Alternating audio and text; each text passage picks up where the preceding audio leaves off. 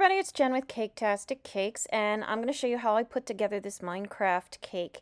It is an end-themed cake with a Steve, I know it's the wrong portal, I'll get into that, some pillars, and the dragon. I'm going to show you real quick now how I made the Steve. This is gum paste that I'm using, and I was going for a Steve wearing the diamond armor, because that is typically what the Steves wear, I guess, when they're going into the end to fight the Ender Dragon. I started out with a rectangle, as you can see, of gum paste with a square on top. I have it all on a lollipop stick. I made an impression down the center of the legs with the front and back with my knife without cutting all the way through. I'm using two smaller, thinner rectangles for the arms. I'm ending the bottom of the arms in a little piece of beige colored gum paste.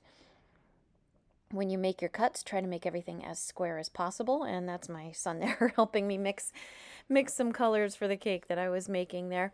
And to make the head, I cut out a beige square. It's a little not perfectly square, but I'm calling it a square. I'm going to cover the back, the two sides completely with that same light sky blue color. Make a little set of bangs on the front and a little nose piece that comes down the middle. Alright, and that's really all you have to do. If you take the time to make some little marks and to try to pixelate it up a little better, it'll look better. This is just what I did. I was kind of on a time crunch, not gonna lie. But I do have a lot of other videos showing how to make Steves and other things, so you could take a look there. That might explain it a little bit better. Okay, now I end up jumping around a little bit, so this is just how I made the squares for the cake. I have fondant here. I used black fondant, purple, and like a muddy kind of greenish gray color. And I used just one one shape cutter and just made a whole bunch of squares. I did black around the whole base of the cake, and then I did a layer of purple in between, and then I'm going to do the green on top. You'll see it in a little bit. But I did it this way just because, again, the end has... It's nothing but a black void with green floating islands and like a purple haze over the islands. So I wanted to get a little bit of a color break in there.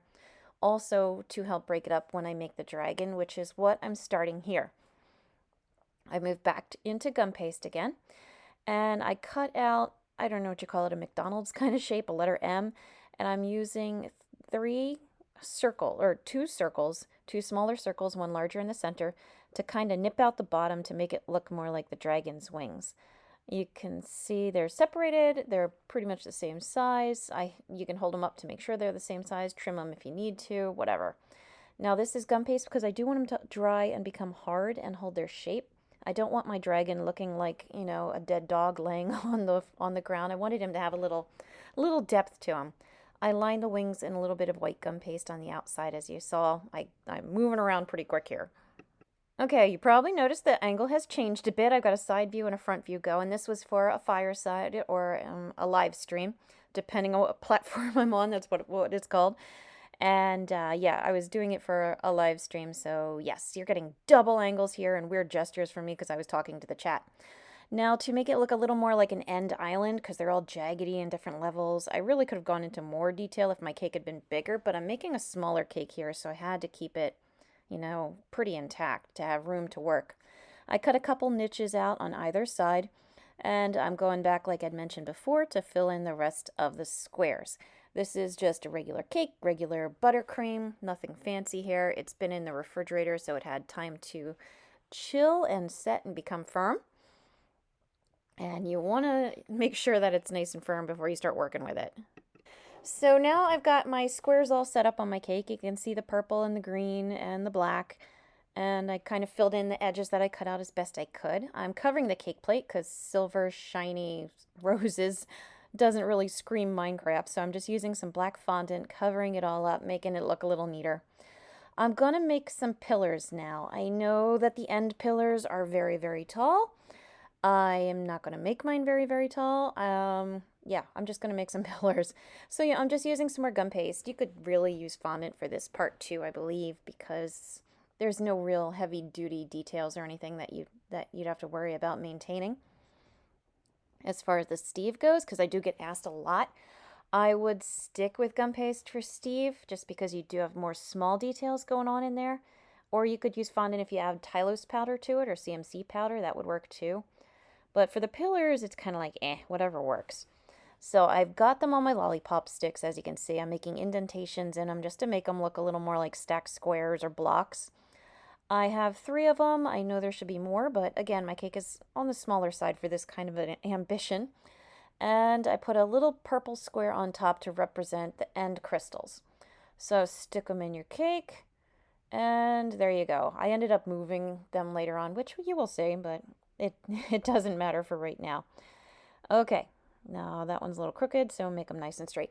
And that is one thing you gotta try to maintain. It's hard, is that you want all of your squares, all of your edges as squared and edged as possible. Now, I was just showing you Steve's face. I drew some eyes and his mouth on. I'm going back over his armor to just put some little marks to make it look a little more hashed up, a little more pixelated, I guess you could say.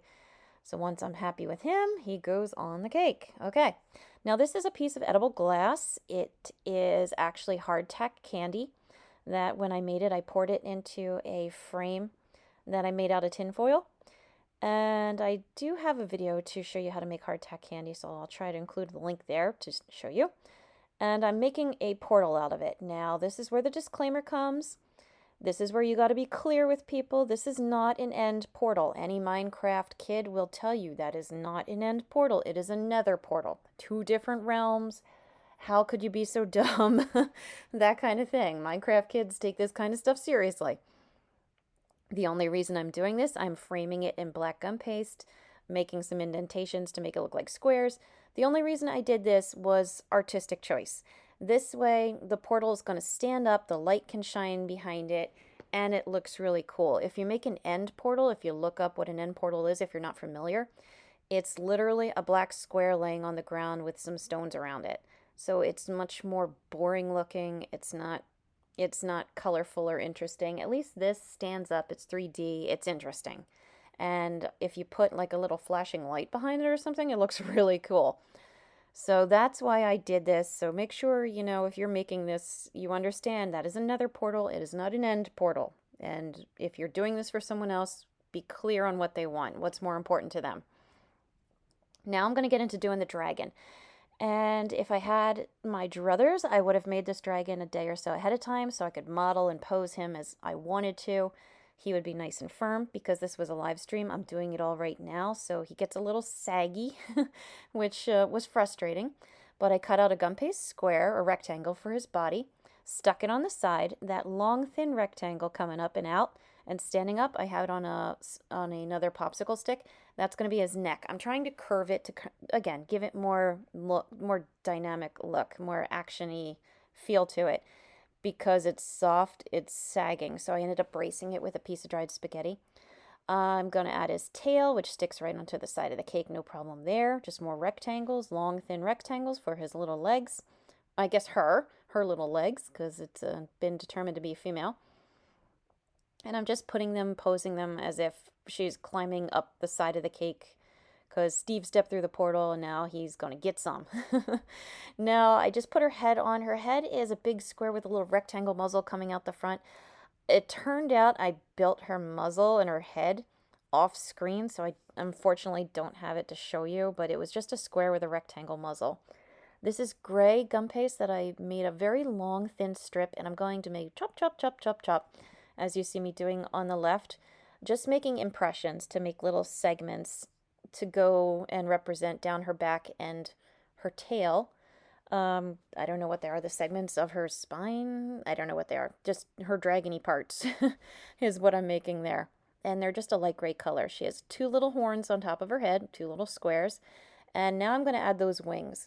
Again, I would have loved to have had a chance to let this dry so I could really mold her and shape her.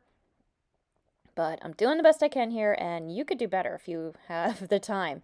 So I'm sticking the wings on with a little bit of soft gum paste, a little bit of water on each side of it, and then pressing the wings in. I made the wings earlier when I did this live stream, so they had as much time to set as possible. So now her wings stick out.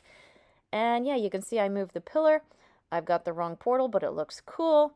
And if you look to the left, there you go. There's your cake. So yeah, take it, expand on it, make it better. But here it is, and thank you for watching. So please consider liking and subscribing because it really does help me out. I've got a lot of other Minecraft videos out there, like a ton, so check those out. And as always, thank you for watching Caketastic Cakes.